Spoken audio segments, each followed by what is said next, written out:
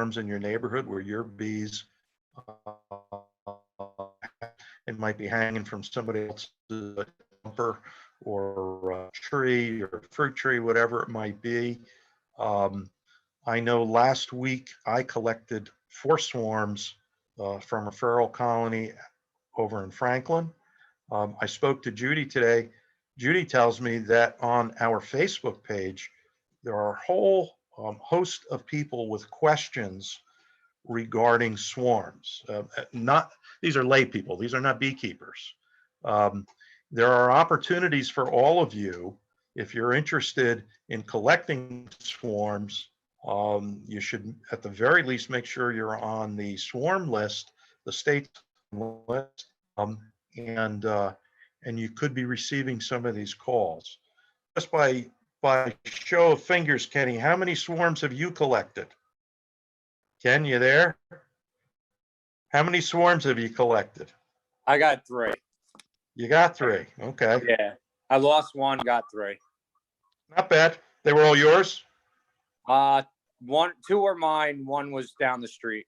Okay. All right. Anybody else? Bert, did you catch a bunch of swarms?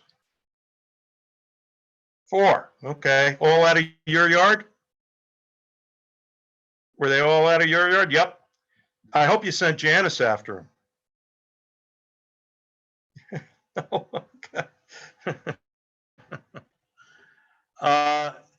As you might recall, last month, we talked about trying to prevent swarms out of your hives by creating space and how to want a hive ready to swarm. We talked about the bee filling the brood center, okay? We talked about a tremendous amount of drone hatching out. I would imagine and I would hope that all of us did some sort of some sort of swarm prevention. I personally split all of my hives in half in order to create space. Of course, the honey production that I would have wanted, but personally, I was trying to fill a second bee yard. So by creating these splits, I created independent swarms. Does anybody have an interesting swarm story they will share with the rest of us? I am Maybe kind of raise your hand. I saw that. Well, 2 things. Hunt raised their hand, and also I did see Rebecca and Sean said they had 9 swarms. So Wow. Yeah. So I guess we'll start with since Hunt raised your hand. I'm sorry. Did you want to? Was that a question? Or I assume that's Al and Barb. Did they open? Did you get on, Al? I just want to let you know if you guys want to see Oliver's site, he also does not just alcohol, but he also does the oxalic acid treatment that you use the shop towels with. Barb and I have been using it for the past 2 years, and it's been actually pretty successful. And I'm not sure, he was talking about getting a patent on it, but either way, it seems to work. There's a number of other members that use it, and you know, it's not a vapor. You soak a shop towel with oxalic acid and glycerin, and then you just place it on top of the hive, and it works great. But look it up when you go in and look at that, because I think it's the next. For those who can't hear Al, and Al, you're breaking up pretty badly. But for those who couldn't hear Al, he was talking about the oxalic acid treatment that Randy Oliver had written about extensively last year and the year before, where you mix oxalic and glycerin, soak shop towels, little blue shop towels you can buy at Home Depot, in the mixture, and then laying it across the top bars of your hive. And it seems to have success in drier climates. The evidence is still out, the research is still out. People have had tremendous success with it, others. I think it's, as I'm reading, it seems to have something to do with humidity levels. So I'm glad to hear, Al, that it worked for you and Barb.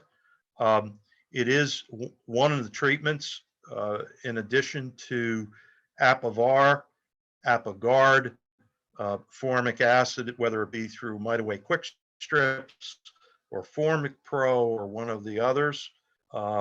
Whatever you do, test. You should be checking for mite levels and treating. You know, if concerned, if you have some ideas or some questions regarding what you should be treating with, by all means, feel free to give a call. I know that myself, I'm more than willing to speak. Any of the other mentors, I'm sure would be happy to talk to you about what you could be using to treat your hives with. A lot of it has to do, obviously, whether or not you have honey supers on and so forth. The time of year, many of these products are temperature sensitive, so you need to be concerned about those things. Speaking of swarms, mentioned that I caught 4 last week, and one of them was a primary swarm, and I think 2 or 3 might have been what we call secondary swarms. Everybody knows what we're talking about when we talk about primary and secondary and tertiary swarms, correct?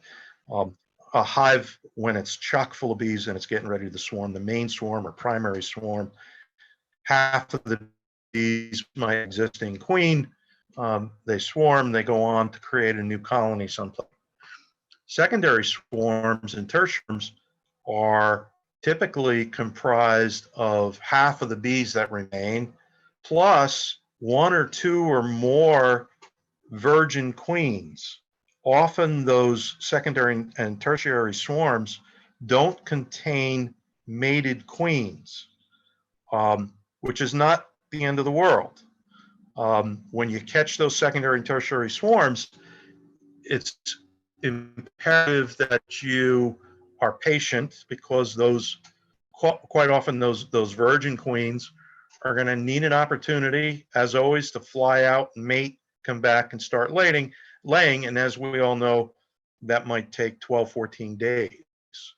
So interesting. I had a conversation with Grant Stiles on this subject of queen mating status in swarms. And Grant made the observation, and it makes sense to me, that the secondary often will fly higher and land higher in trees. The primary swarm, with the older mated queen, weaker wing muscles, she weighs more, she can't fly as high. And so often it's the secondary, tertiary swarms that you'll find higher in a tree. I just thought that was a little bit of interesting information. You might find it on a trivia question come November.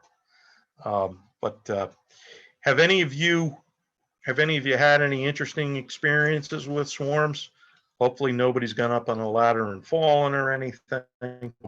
Somebody said they had 9 swarms. Is that what you said, Curtis? Yeah, Rebecca, if you want to unmute, if you want to tell us. Yeah, who was that? Who was that? It was me and Sean. We have 4 nukes. We're first-year beekeepers. We had 4 Right.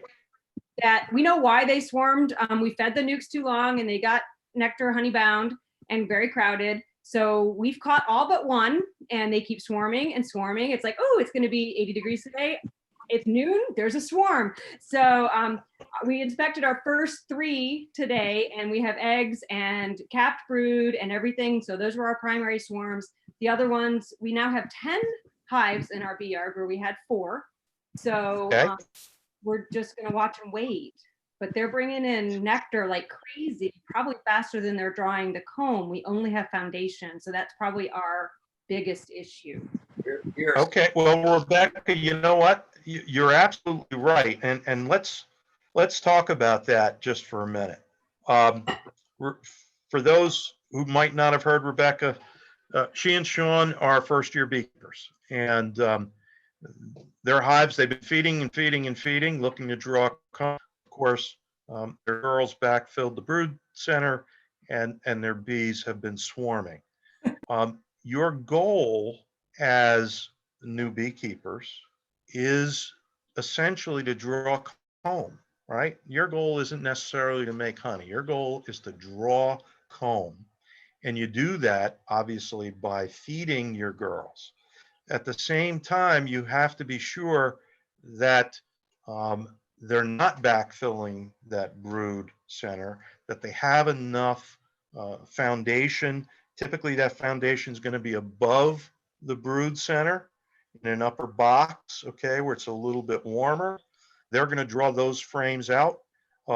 Rebecca, maybe, and have you been in your hives? I know you said a couple of them are laying, correct? Yeah, we've been in, we've got so many now, they're like comb factories. We were in 4 of them today, and we're gonna probably go into the other 5 or 6 tomorrow. We have Okay. swarms that we're not gonna touch. Let them Well, settle. so when you go in there tomorrow and you find, as you say, they're comb factories, that's what you want. Remember, your goal is to have in each of your hives 20 frames of drawn comb. So as they're drawing that comb above the brood nest, move those frames either down into the outside, move them away from the center of the box, and bring in foundation to replace them. And hopefully they'll continue to draw comb. Remember, it's the young bees that are responsible for drawing that comb. They need nectar in order to produce the wax. So keep right on rolling along, and try to create as much space as you can to prevent that swarming issue. But congratulations, the fact that they're drawing comb the way they are. Is anybody here having a problem drawing comb? Any of the newer beekeepers? No? Okay, I know that Tom, sometimes, yeah, go ahead. Tom, it would be in a newer beekeeper. It would help me if you guys used other terms. Then I don't really know what having problems drawing comb means, really. I just have one deep. I just put 2 weeks ago. I put a second deep on top of that because I noticed they were full, and I took the frames out and I put them in the center. 5 frames out, put them in the center of the second deep, and that's where All I'm. right. So Todd, here's what's happening, okay? You talked about adding frames. Now, when those frames are brand new, I would assume your frames had plastic foundation. They were probably wooden frames. Those are typically how you would buy a hive, correct? Correct. All right, so you have frames of foundation. It doesn't become drawn comb until the bees start building out that foundation with wax, drawing out the honeycomb. Okay. So when we talk about drawn, we're talking about the foundation being drawn out with wax on both sides, corner to corner, top to bottom. All right. That's your goal, is to create that comb, because it's that comb that the queen is going to lay her eggs in, and they're going to raise brood. Comb that they're going to store pollen in. It's that comb that they're going to store nectar in to create honey to overwinter in. So by that second box with the new foundation, the bees will probably start drawing the comb in the frames immediately above the brood center. And the brood center is in the center of the box. When you're in there, Todd, have you seen called capped brood? You know, that buff colored waxed capped brood? I've seen some of that. I've also seen some honeycomb below the frames also, just about 3-4 inches of it. And I was wondering if those are swarm bees or swarm. Isn't there something called a swarm bee?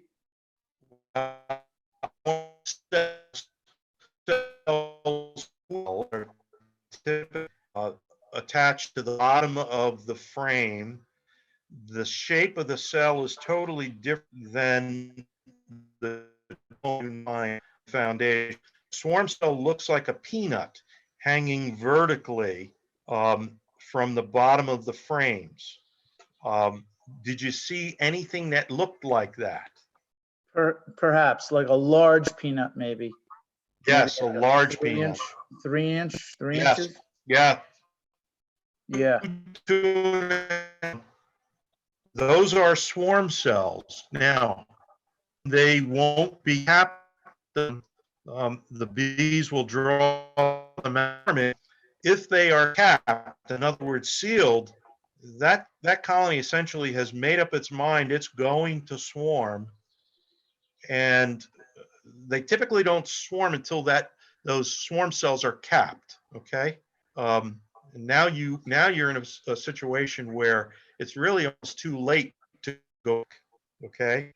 You at this point, the best thing you could do is possibly half and make sure you got swarm cells in each of the boxes so that when they do swarm, you're going to have queens in both boxes. It may be the only, and even then there's no guarantee.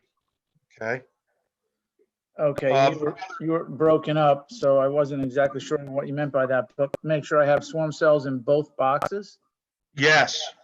Yeah, because when they swarm, okay, the queen is going to leave. The existing queen is going to leave.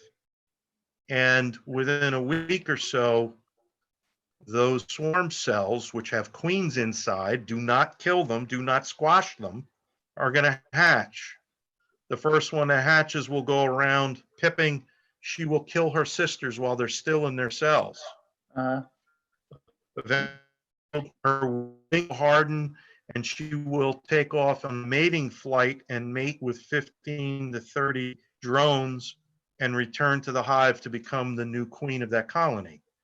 By making sure that you have a queen cell or a swarm cell in each of the two boxes, if you split them, you guarantee that, or not guarantee, but the odds are better, Todd, that when they swarm, you're going to end up with two colonies where you used to have one.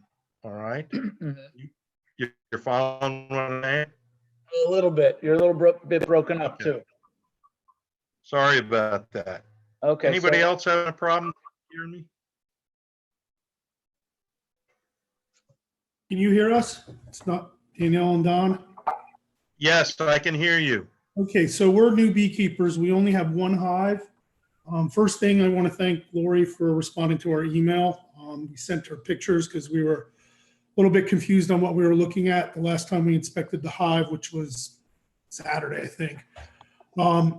Anyhow, looks like we have two queen cells on one of our frames, which I guess is. Are they at the bottom? Are they at the bottom of the? One's in the middle and one's at the bottom. Okay. One's in the middle and one's at the Now, are you? Go ahead. Are you able to differentiate between queen cells and drone cells, or drone brood rather? Do you know what drone brood looks like? All I can tell you is that we Googled queen cells and we compared that to the pictures that we took, and it looks like we have queen cells. And Judy, or not Yeah, Judy, Lori. And I see Lori just posted a message saying they're queens. Okay. Yeah. Okay. So we think part of the problem is we're still in our first deep, so we haven't expanded yet because the first deep didn't get really full, I think because of all the cold weather, but it's ready for another deep now. So we think maybe the problem was we didn't expand soon enough, but that's kind of a little bit too late now. So we're not really sure what we need to do, to be perfectly honest. And if we have a swarm, we don't have another hive. We can't split the queen cells into another hive because we don't have another hive. Okay, so the equipment that you do have, I assume, is 2 deep boxes, correct? We've got we have the smaller, we have the medium deep, so we have the whatever the base deep is called, the one on the bottom, and then we have three after that. So we've got one deep on top that we've been feeding with. We have the one right now. We just have 2 deeps. The primary one on the bottom, and then one deep on top that we've been feeding with. And obviously we need to put, another deep on with frames and, to create. Here's what you need to do. You have 2 deep boxes. By deeps, we mean boxes that are 9.5 inches deep, okay? Yep.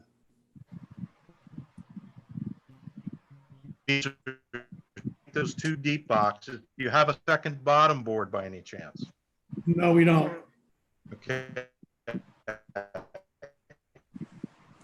You can make one temporarily, but essentially what you're saying, and based upon what Lori's comments were, you've got hives with queen cells in there, and they may have already swarmed. Okay. The best thing for you to do may be to leave it the way it is and get that second box on there. Yeah, The that's what I queen thought. cells are probably sealed on the bottom, okay, not open. Meaning that hive most likely has already swarmed. Leave it the way it's, put the second deep on top, put the frames in it, and continue to feed. You can use, understand correctly, Dan, you're using a deep to protect the feeder maybe that you had on top of this hive. Is that true? You broke up quite a bit, so I'm going to try to hopefully. So we've got the base hive, whatever, the first deep that we put the nukes in, and we put a feeder board on, and we put another deep on top, and we've been feeding. So I think what you're saying is add another deep with frames, put the queen separator on, and then put another deep on with frames, and then move the feeder box up. So You're not going to use the queen excluder, okay? Is that what you meant? Did you talk about a queen excluder? Yeah, the steel thing, the metal thing that you put on. Correct. You're correct. You're not going to use the queen excluder. Okay. So just add another deep with frames. You're going to add the second deep on top of the bottom deep with frames in it, and Yeah. you're going to encourage the bees to draw frames in the upper box, okay? At this point, it's too late for you to really split this because they've already swarmed. Leave them the way they are. The queen will be a broodless period while the new virgin queen is getting her sea legs. But get that second deep on and get them to start drawing comb in that upper box. Okay. Did you hear me? Yes, we did. And then just a question on that. We put the new deep on with frames. We don't pull any of the frames from below up. We just let the bees start to come up, and then we swap the frames outside to inside to get them to get even, correct? Correct. Manipulation. Correct. Okay. Yep. Again, goal is to get your many frames with drawn home as possible. Okay. Before this fall. Okay. Carrie, you had something you were going to say? Oh, mine was kind of a different question. Go ahead. Sure. So one of the things that I'm trying to figure out when I got my nukes from a couple of years ago, some of the drawn out comb from that is starting to look a little old. So when is the best time to replace old brood comb? Like how long is it good for? Like when it gets really dark, or is there a number of years I should wait for? That's a good question, Carrie. There are some beekeepers who say 5 years, some say 10 years. Some beekeepers tell you they never get rid of it. The thing about old comb is it can contain contaminants. It can contain miticides that have been absorbed by the wax. The wax acts like a sponge and it'll hold on to some of those chemicals. Depending on what method you use, it could be an issue. My guess is it's not a problem for you. You've only been keeping bees for 4 or 5 years now. So to answer the second part of your question, let's say you wanted to remove that comb. You wanted to cycle it out of your hives. In my opinion, the best time to do that is in the spring before the dandelions bloom. When your bees have moved from the bottom box up into the second box, right? And remember, right around the time of dandelion bloom, we flip those boxes top to the bottom. Before you do that, while that bottom box is still empty or devoid of bees, that's a great time to pull out some old black comb that you think for whatever reason should be recycled out. Pull out those frames, put that bottom box on top, put your new foundation in, and they'll start drawing it out. But I don't think it's something you need to really be worried about just yet, based upon the fact that you haven't been keeping bees that long. I don't think that the comb should be contaminated at this point. So. And Okay. so I have a follow-up question, I guess, on that then too. So do I have to buy new frames, or can I scrape the comb? Because I have the plastic foundation. Can I scrape the drawn out comb off of that and reuse that, or do I have to buy all new frames, brand new? No, absolutely. You can scrape it off and just recycle the foundation and the frames. Okay. If the frame itself, the wood is in good shape, there's no reason not to. As a matter of fact, I use all plastic frames, plastic foundation, plastic frame. And I just last week, I power washed old frames. I took off the old comb, power washed it down to 0, and painted them with a new coat of wax and stuck them in the hive. So there's no reason you can't recycle those frames. I'd rather hear that you did that, quite frankly, rather than just throwing them in the dump, you know? Cool, thank you. Were there, sure, anytime. Was there something else we wanted to ask or talk about? I see Charles raised his hand a while back. It may have been in regards to swarm. So Charles, can you confirm whether you had a question or something you wanted to ask about? But you can go off mute. I can't hear you. You got to go off mute though.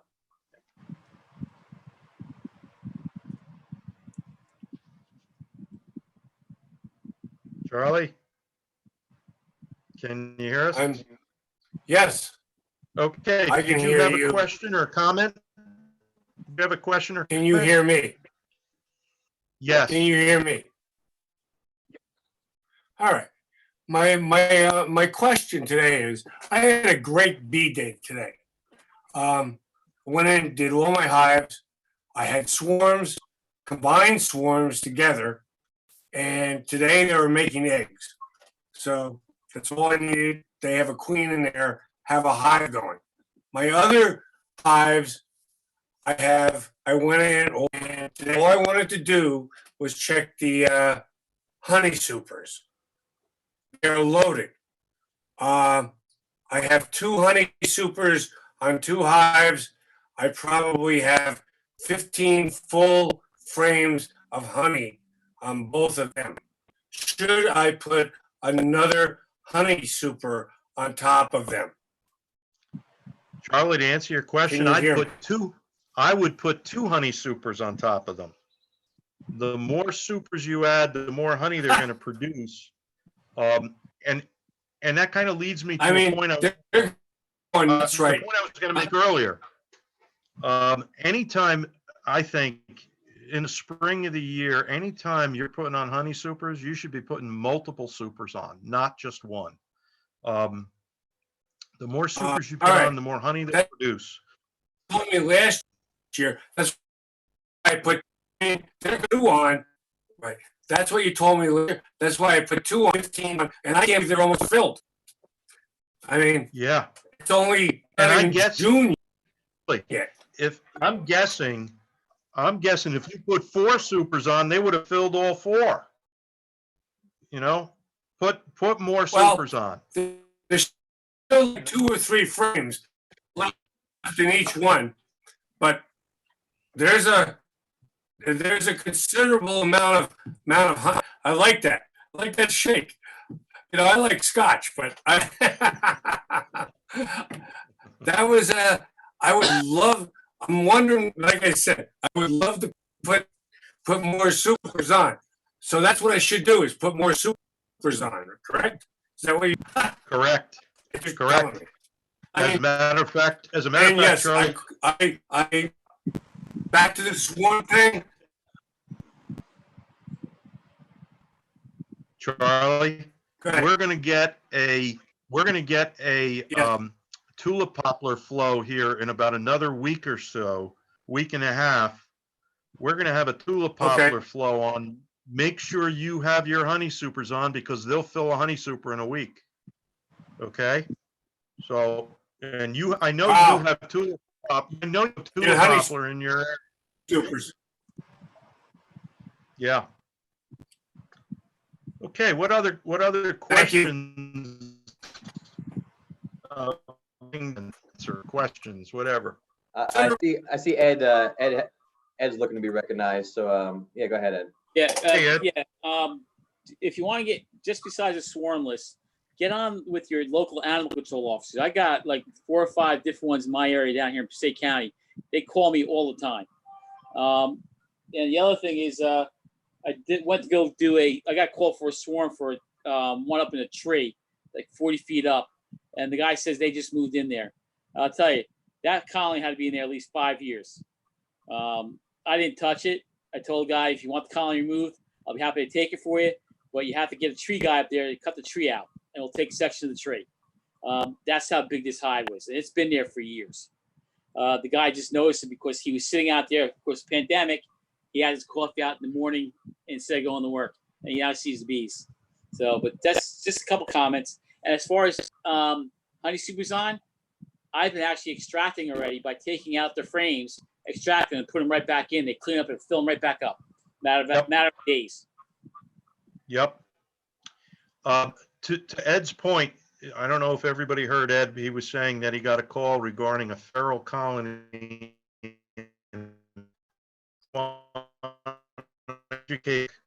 We want to encourage them to leave those colonies in the tree. As a beekeeper, you recognize the importance of the job that the bees do.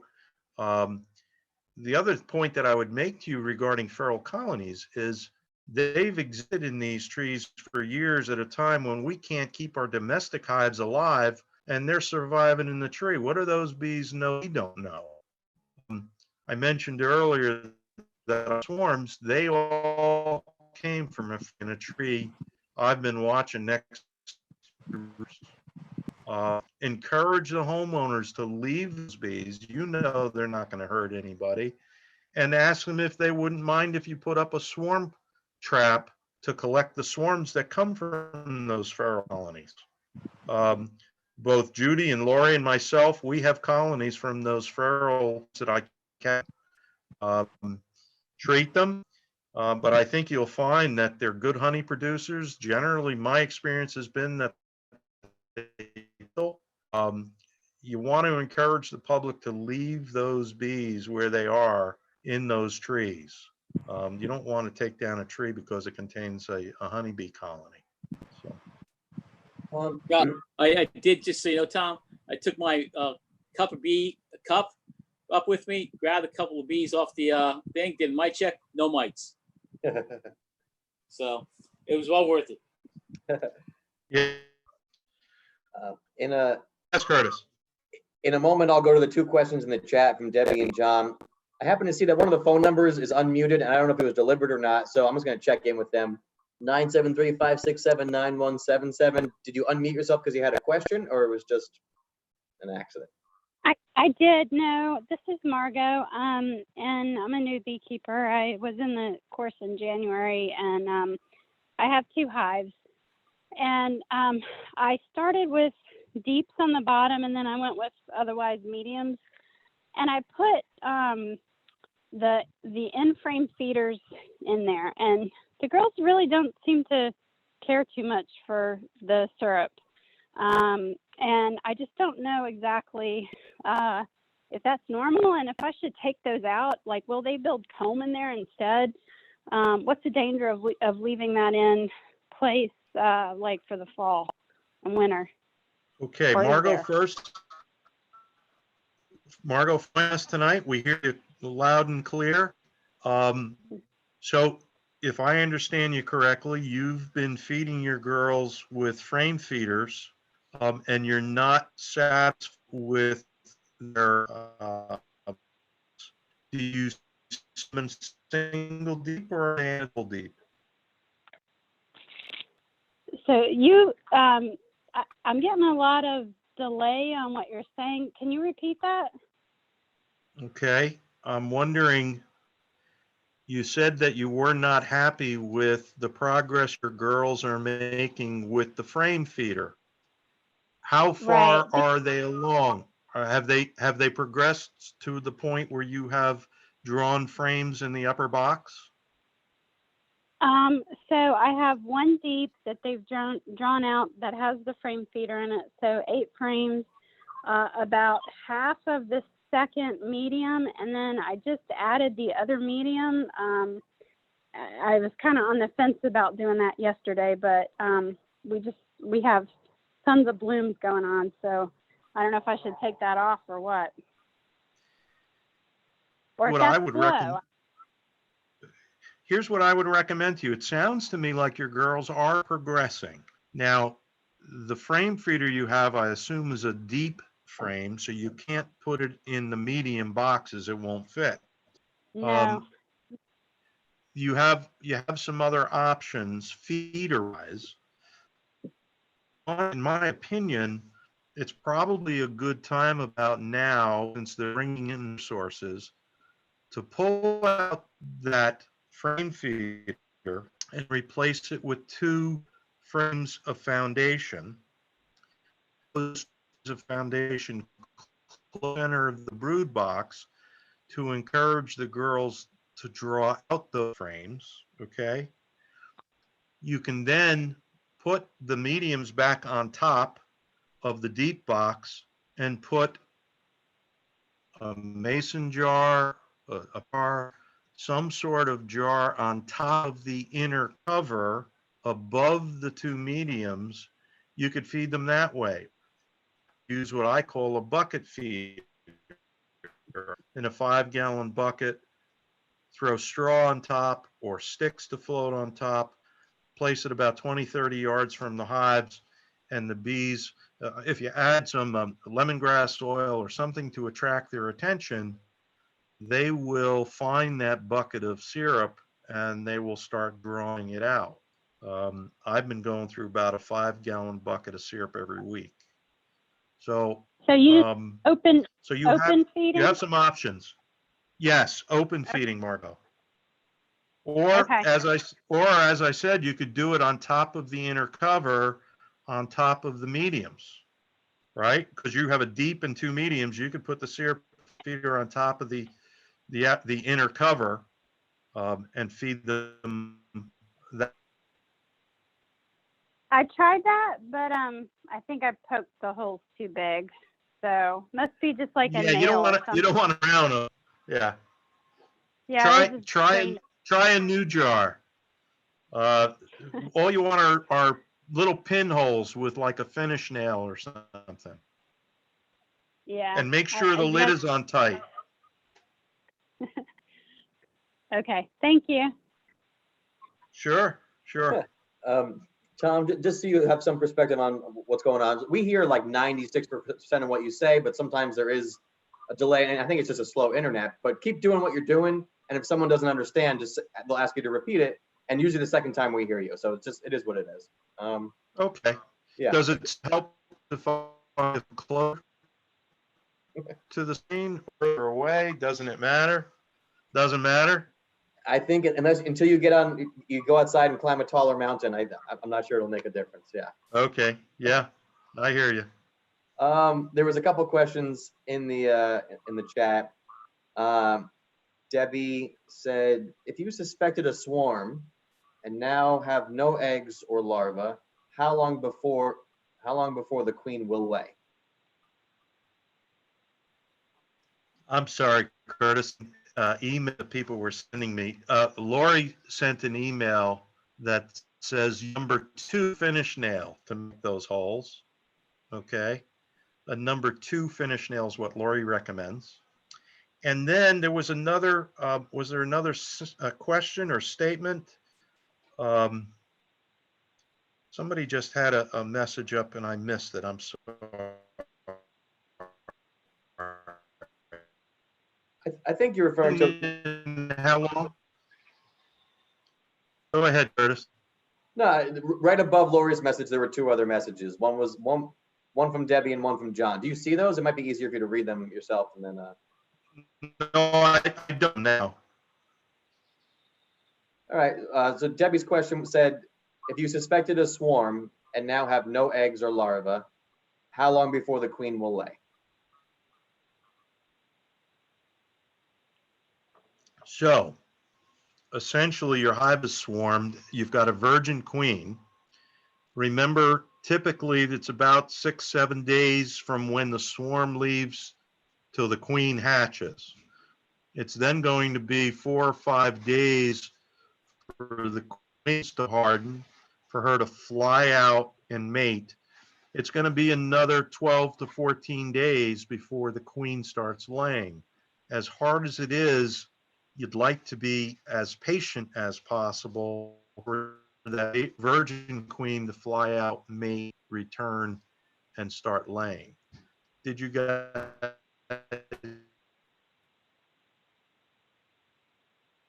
Did you hear me? Yes, we heard, Okay. yep, we heard that. Debbie, Okay. did that answer your question? I'm sorry. I'm used to the Zoom moderator handling the microphone. Sorry. How do you know that there's a queen there if you can't identify the queen? We have never seen a queen ever in 2 years. So Deb, if I understand what you just said, how do you know if there's a queen when you've never been personally able to identify her? Do I understand you correctly? You do. Okay, so here's what I would say to you. First, you're not alone. There are many people who've never been able to find the queen. The first question I would ask you is, do you wear reading glasses? Yep. Do you wear reading glasses when you're in the hive? Yep. Okay, so that helps. And we take pictures too.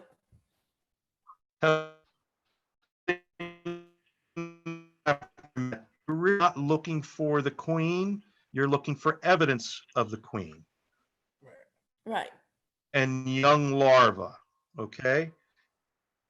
We've often described eggs look a little grain rice. I have to tell you, they're about 50 times smaller than a grain of rice, but shaped like a grain of rice. They're little tiny, tiny eggs that are attached stand at the base of the cell, and they'll remain standing up vertically for about 3 hatch, lay over on their side and curl into a little C-shaped larva, okay? Remember, you don't have to find the queen, you're just looking for evidence that she's been there in the form of eggs or larvae, okay? At some point soon, you're going to find the queen, even if it's only by accident. If the hive has swarmed, and you know it's swarmed, you've seen it maybe, you're going to need to wait about 2 to 3 weeks for that virgin queen to hatch, firm up her wings, fly out, mate, return, and then start laying.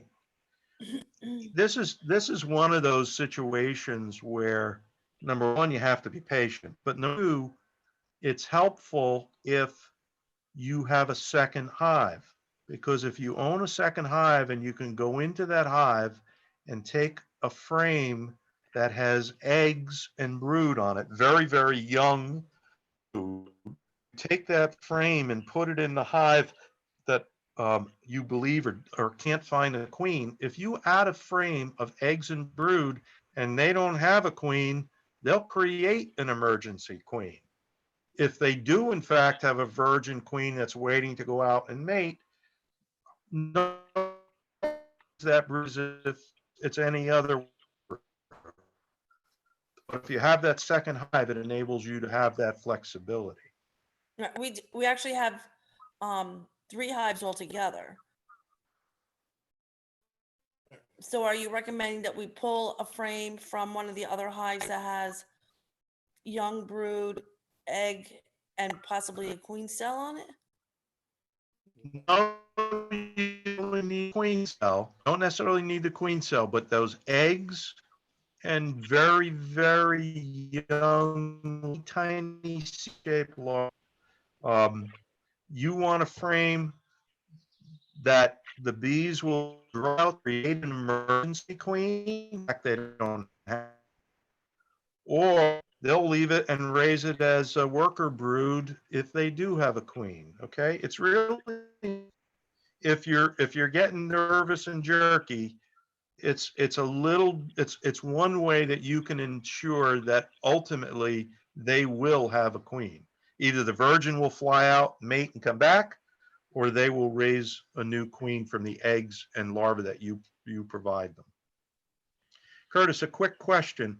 I noticed that you shut off my camera. Are you hearing me better? Yeah, we definitely hear you. I was seeing if turning off the camera increased the speed, but it's the same as before, I would say. So. It was. Okay, so there was not an improvement. You sound, your voice, the tone of your voice sounds terrific, Tom. It's just a little less. Okay. But because it didn't make a All difference, right. I'll bring back your video. Doesn't matter. To the other question from John, the question is, we have a super with comb and a super with just foundation. Which one should go on first?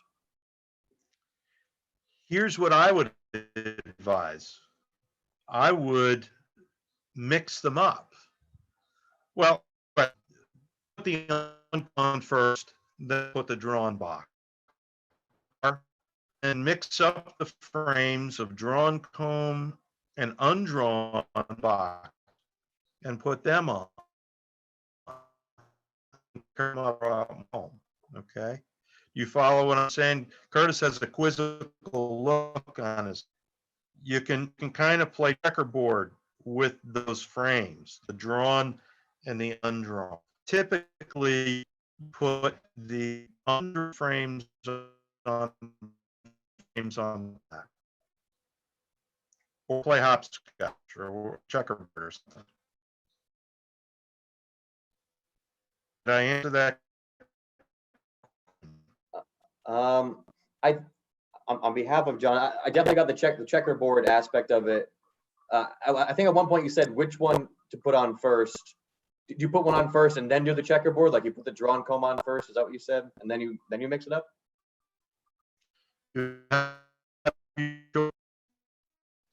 Put the undrawn frame on, or the undrawn box on first, and then the drawn comb on top. You can create 2 boxes of checkerboarded frames. In other words, drawn comb, undrawn, undrawn. And they'll be drawn to start drawing out the foundation. So you can do both, but typically That makes sense. On the bottom and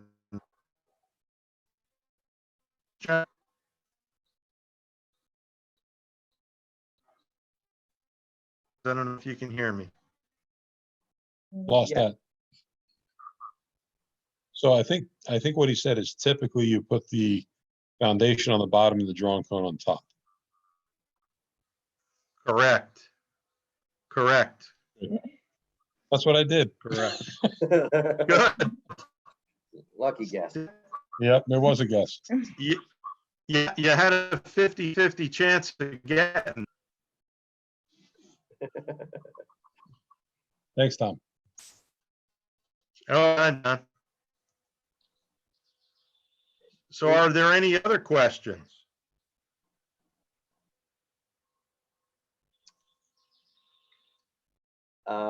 I'll recognize myself because Tom was telling me a really cool concept a couple days ago.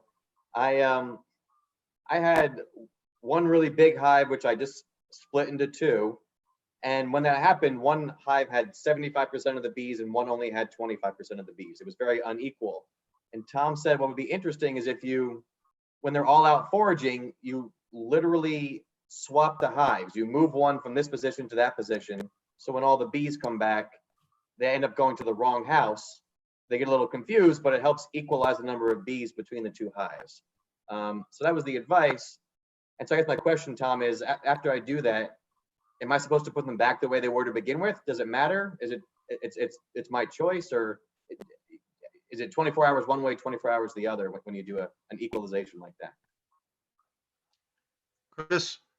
Curtis, it's been my experience that when pull a maneuver like this, the strength of the foragers, move the hives into the opposite position. A goes to B, B goes to A, just leave them there.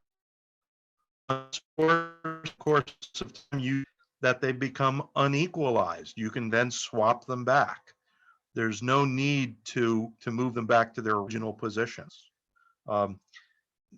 Typically, I shouldn't say typically, many times I've created a dozen or more nukes in my own bee yard. And in doing so, you try to keep them as equalized as possible. And I do this all the time. I'll swap nukes on my frame rail, and it works like a charm. You know, and I might move them to 2 or 3 different locations just to equalize the strength of the foragers. So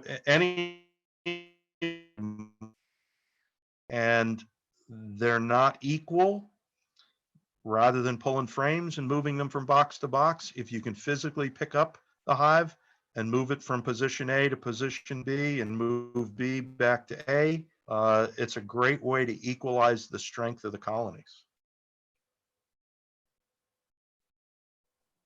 Thank you. Any other? I see John Silver's reminder. John will offering a pollinator. Is that a pollinator course, John? Yes. John, you want to? It's a webinar that Penn State is offering for free Really? on pollinators. And when is that? It's on Wednesdays at 3 o'clock and they start on June 3rd. I think there's 8 of them. Yeah, it's a It's series like of pollinators. It's not just bees, it's all pollinators, but it sounds like a really interesting series if people were able to watch it. It's free. Yeah, and that's the key word there, right, Christy? Free. I know that, and Lori Gates is Lori's making a lot of online courses. This would be right up her alley. Lori's been taking some advanced beekeeping courses, which I think is terrific. I wish I had some time myself to do that. Lori, There's also been a great series if people are interested on the Xerces Society. And they've been talking a lot about native bees. And oftentimes we get questions about honeybees and native bees and how do they compare. And so they have, I mean, great kind of their like 45-minute webinars on different native bees that Sarah and I have been being a part of. And those are free as well. The Xerces Society is a great organization, and they do have some fantastic publications and so forth. And as you say, many of them are about native bees as opposed to our honeybees. Mm-hmm. Lori, are you there? Laura? I guess I lost her. I was hoping Lori might be able to share with us some of the more interesting classes that she's taken online. During this time of pandemic, it's a great opportunity if you've got some time to spend, watching some of these classes or taking some of these classes. And if you do take some and you think they're of a special interest to the club, share it with us. We'd love to hear about it. And do we have any other questions or comments or topics that you think we should cover going forward? To answer Lori's question, is my mic not working? It may not be working, Lori, but in the meantime, Charles had his hand raised, and so we can check in on Charles. Go ahead. Tom, can you hear me? Yes, Charlie. Can you hear me, Tom? Yes, Charlie. One quick question about adding honey supers. If I add a honey super with just no drawn comb or anything, should I take some of those drawn honey combs and put them into those combs, into that super? You understand what I'm saying? Yes, Charlie. I don't know if you hear me. Yes, I do understand. We spoke about that a little earlier. If you have drawn comb, yes, and you can intermix it with drawn foundation, it encourages the bees to come up into that box and draw out those undrawn foundation. So yes, All right. to answer your question. So I should just take, I should add another honey super, but take some of that honey that is in some of that in the honey super and put it up there. Thank you. Appreciate the You're answer. welcome, Charlie. I hope you can hear me, Charlie, but you're right. Thank you. Okay. Tom, I'm sorry, go ahead, Todd. No, thanks, Tom. One more question here. So now I have two deeps on top of each other, and I think I have what's called a queen excluder. It's a metal, it's a wooden plywood board. It has a small, like 3-inch oval hole in the middle of it. And Todd? Yes. Todd? Yes. Okay, so what you're describing as a queen excluder is really not. What you're describing is what's called the inner cover. Okay. The inner cover will go on top of the upper box, whatever that is, whether it's a second deep, whether it's a honey super, whatever it is, it goes immediately below. Its function is to stop bees from drawing comb, what we call bridge comb, between the and the outer. Otherwise, they'll glue that outer cover on. You won't be able to get it off.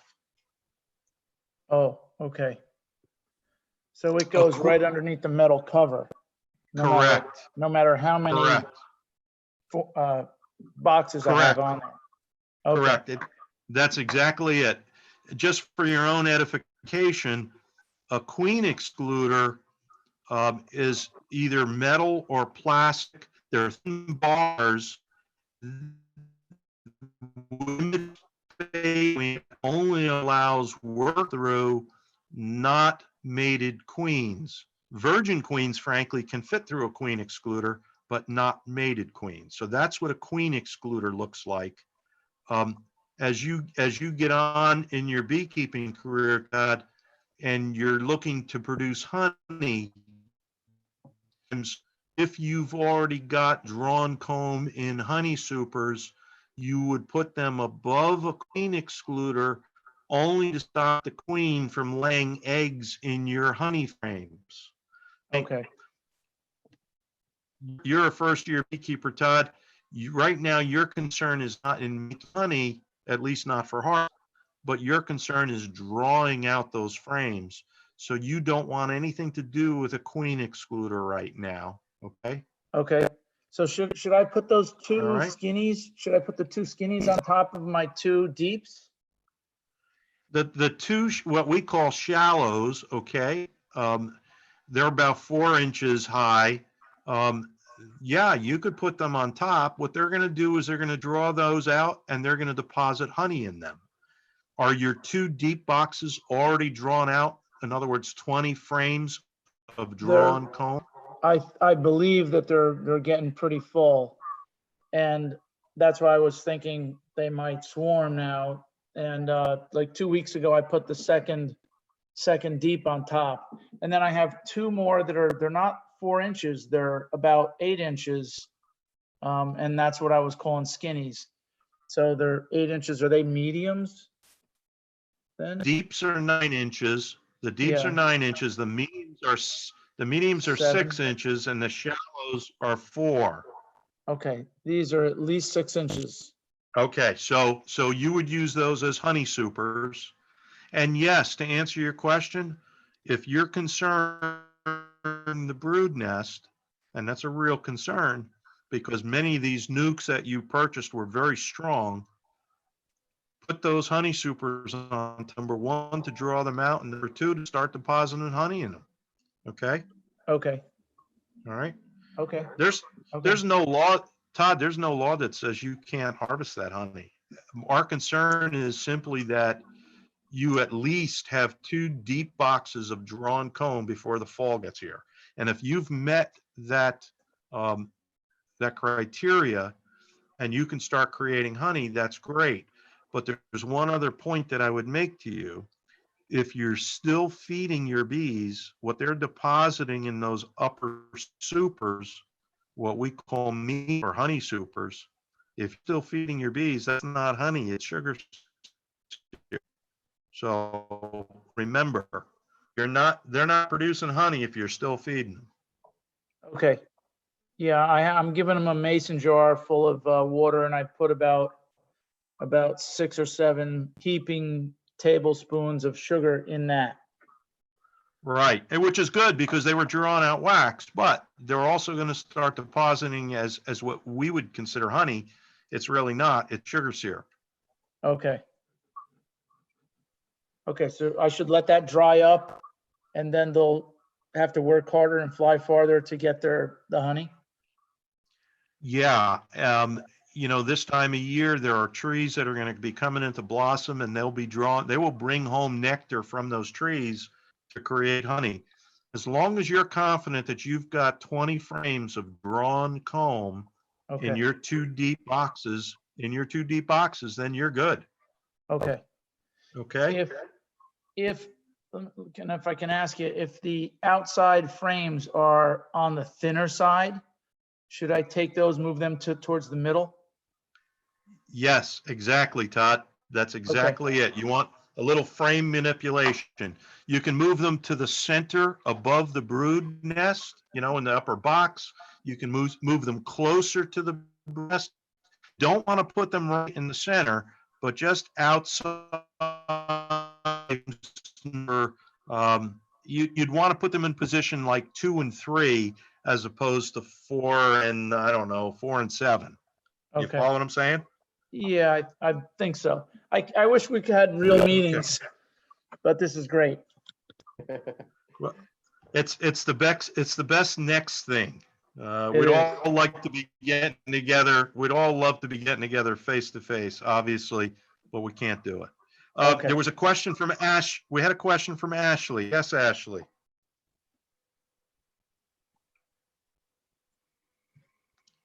Ashley, you want to turn on your mic? Hi. We've noticed some small hive beetles recently. We were wondering, aside from small hive beetle traps, is there any tips or tricks that you all know of that could help rid them quickly? Strong hive. So here's the common wisdom. The common wisdom is that small hive beetles generally are not a nuisance as long as your colony is very strong. Your colony will chase the beetles out of the hive. They'll chase them up to the, outside, cover, you'll see the beetles hiding in corners. If your hive isn't strong, then it becomes an issue. To answer your question, there are hive beetle traps. I know that some beekeepers actually use, you're familiar with the Swifter dust mop? Yes. They make a pad.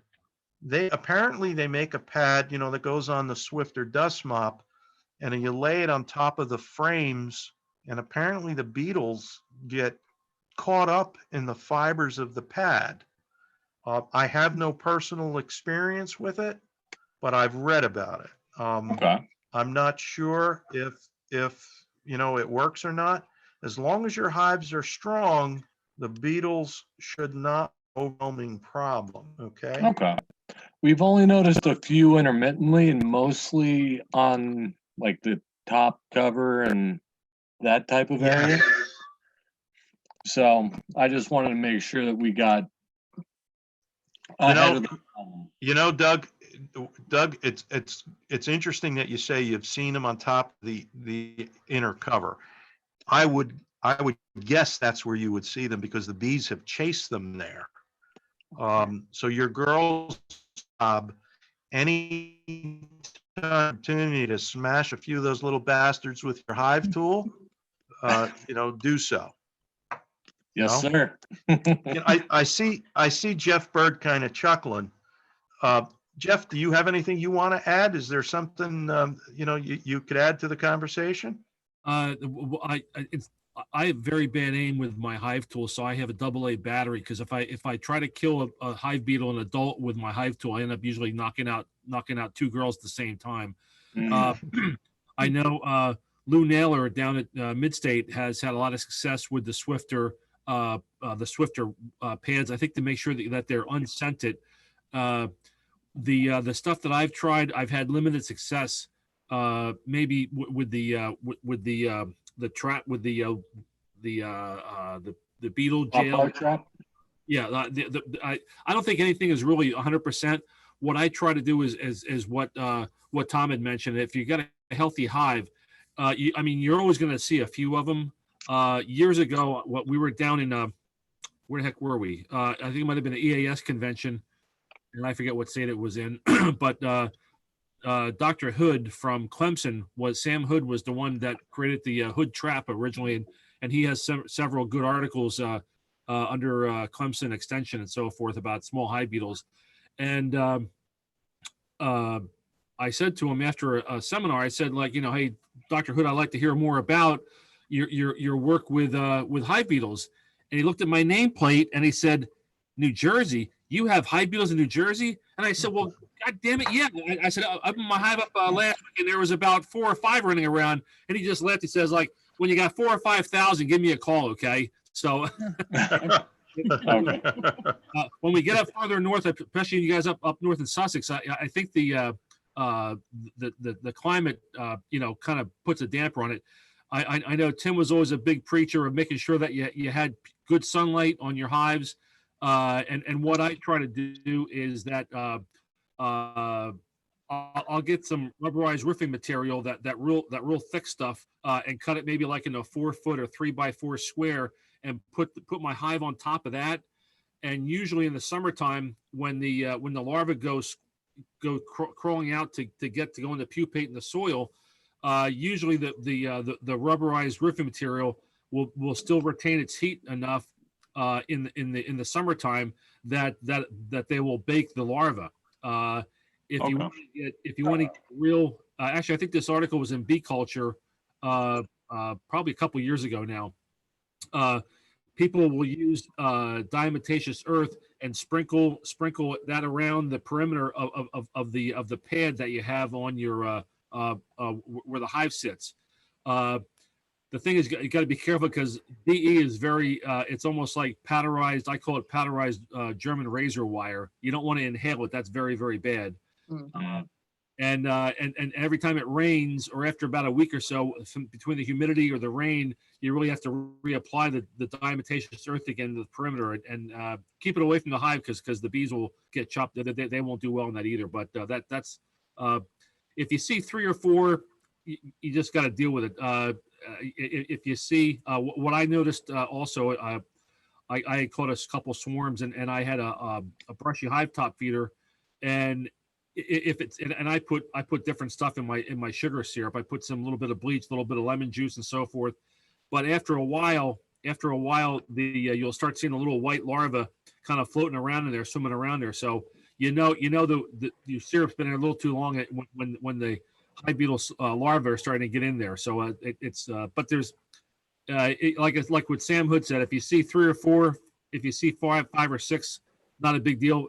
Because basically, like what Tom had just mentioned, when the bees will chase them all into like a little propolis dam underneath your inner cover, and as soon as you pry open up the under cover with your hive tool, it's like a jailbreak because they have them all segregated into one section.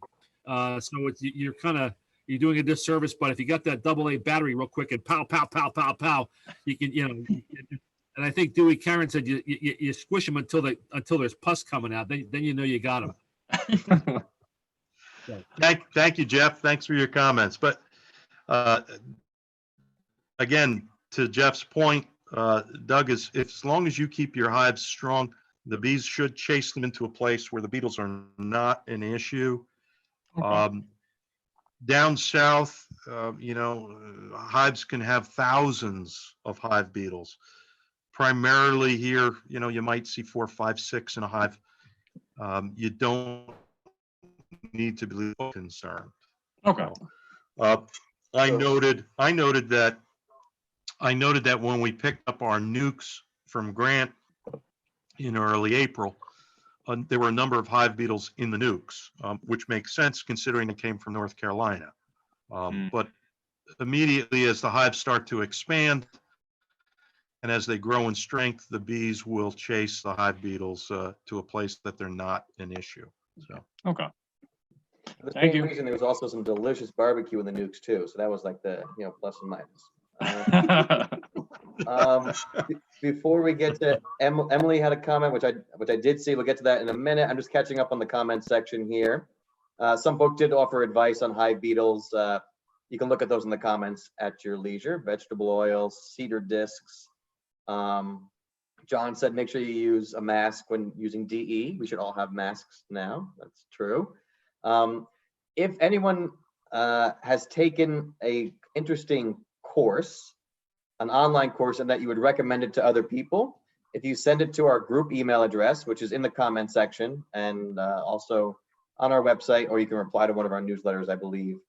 Tell Judy and she'll let everyone know, because we could all definitely use some online courses right now. So share the wealth if you've taken a cool online course. Now, Emily asked, it was about drone brood. If you see a lot of drone brood, is a lot of drone brood an early sign of swarming? When should I be concerned? Is a lot of drone brood an early sign of swarming? When should I be concerned? Tom, do you have any thoughts on that? I do, Curtis. There are times when an inordinate amount of drone brood is a concern. Typically, if you open a hive and it's got nothing but drone brood, it means you've got a laying worker or you got a drone laying queen. She may no longer be fertilized, or could be a laying worker. If you just have a large number of drone brood, it could be a sign that your hive is getting ready. Okay, the bees will create more drones in preparation of swarming. So it's not necessarily a sign of bad things. I don't know if I answered your question, Emily. Where is Emily? I don't see her here. Yeah, you did. Oh, there's Emily. First off, thank you to Lori, because I reached out to her in a panic. It was actually on Mother's Day. So thank you, Lori, for reaching out to me when I had contacted you, because I was in a panic. I wasn't exactly sure what I was even looking at. And she was able to answer my questions and identify that it was drone brood. It just seemed to be a lot. I think there's probably there's definitely other brood that's in there, so I don't think it would be a lame queen. But thank you for answering my question. You're very welcome. Really, you're not alone with that question. When you say that you saw a lot of drone brood, would you say there were frames full of it, or would you say that it was just around, the outer corners of a frame, at the bottom of a frame? Where were you seeing the drone brood? I would say they're not the entire frame, but a significant portion of it. Okay. All right. Well, as long as brood and the worker brood is showing a good pattern, in other words, it isn't chock full of holes or what we call a shotgun brood, it sounds to me like things are healthy within your hive. I would keep an eye just to be sure that, you don't get multiple frames of drone brood. Then that's a different issue. Okay.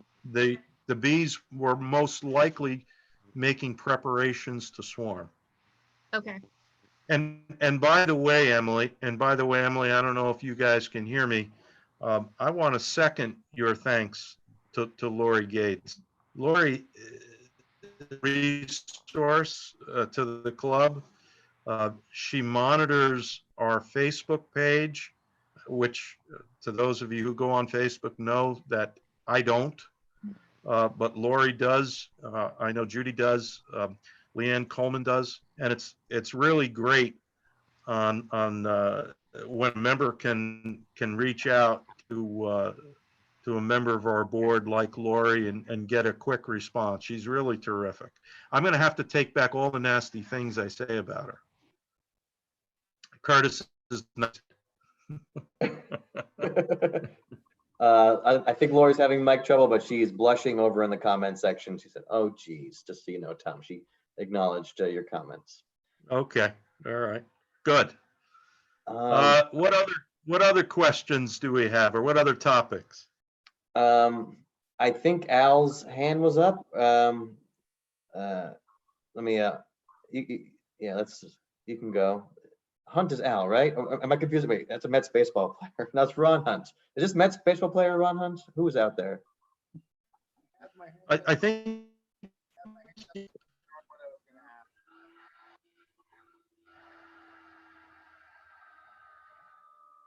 Al, are you there?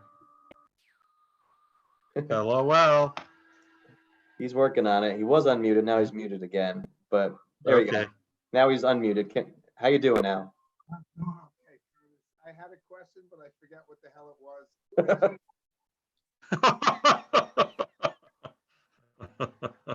Stop drinking so much.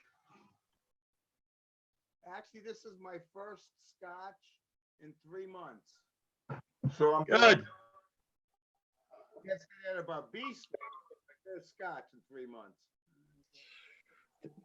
Things get weird at the beekeeping meetings after 8:30. That we got people making out the Heffleys, the Silvers. It's getting nuts over here. Can we maintain our composure?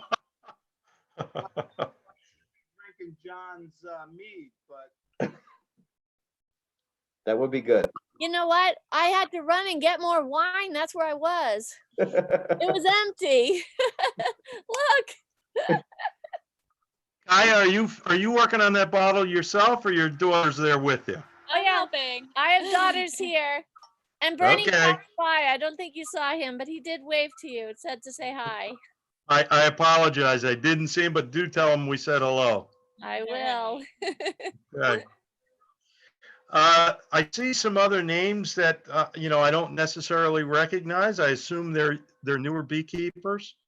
Are there any other questions or from our beginners? We do apologize, obviously, for that we have not been able to have face-to-face meetings. We're doing the best we can with these Zoom meetings. And again, I think it's wonderful that we all have an opportunity to get together and talk about one of our favorite subjects. But if at any time, you have a question, if there's a problem, you can always reach out to a member of the board, a member of the mentors. And remember, a mentor essentially is anybody who's got more experience than you do. So, I mean, you don't necessarily have to talk to somebody who's been keeping bees for 10 years. If you know a neighbor or friend, somebody's been keeping bees for 2 or 3 years, they probably know more than you, reach out to them. If they have if they don't know the answer, they'll reach out to somebody higher with a little bit more experience. So don't hesitate. All right. I want to also just send on a thank you to Mike and Charmaine Gagliardi. They're down, I think, in North Haledon. They had a situation with swarms, and their bee yard was getting overpopulated, and they kindly shared some of their hives and swarms. I know with John and Christy Silvers and Lori Gates. And I don't know if Mike and Charmaine are on tonight, but I just want to say thank you. That was a great idea. I'm sure that your neighbors probably appreciated that. And remember, guys, our goal, I mean, aside from keeping healthy hives, is to be good neighbors.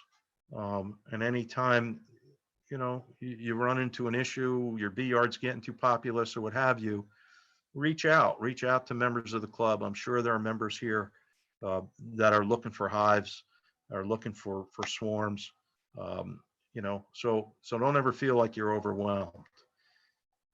Does Christy, did you have a comment? I feel like Tom's ramping up for the big goodbye, so I want to. Yeah, this was just, speaking of new beekeepers, June and Anthony Como, I got a text from them after the meeting started, and they really wanted to be on the meeting tonight. They wanted to make sure I said their regards to everybody, but June's brother-in-law is really sick, and so they have some extended family that's kind of preventing them from attending and even doing things. They're still here in New Jersey, but they wanted to make sure they said hello and that we're trying to get on the meeting but couldn't. So I just wanted to reach out to them, June and Anthony Como, if any of those you guys who were in class with them.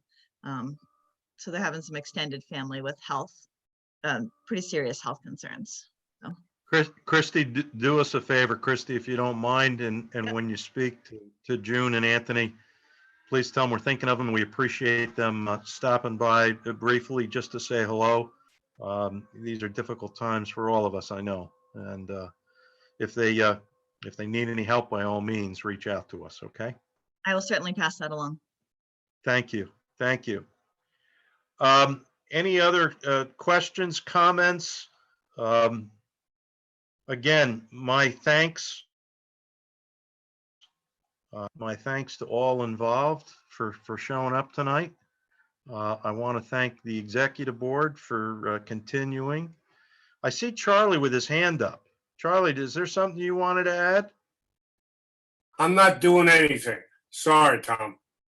Oh, you were stretching. Okay. I was just seeing what was going on. Again, thank you to everybody involved and concerned, especially to Curtis and Judy. You guys did a wonderful job.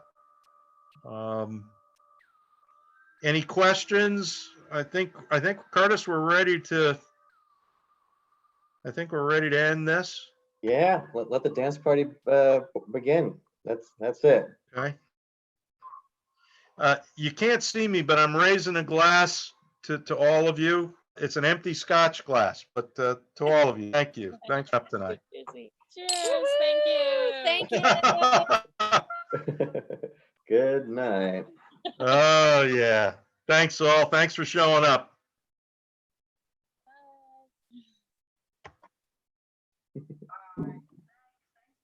Bye guys. Thanks, Tom. Thank you, guys. Thank you. Yep. Good night to all.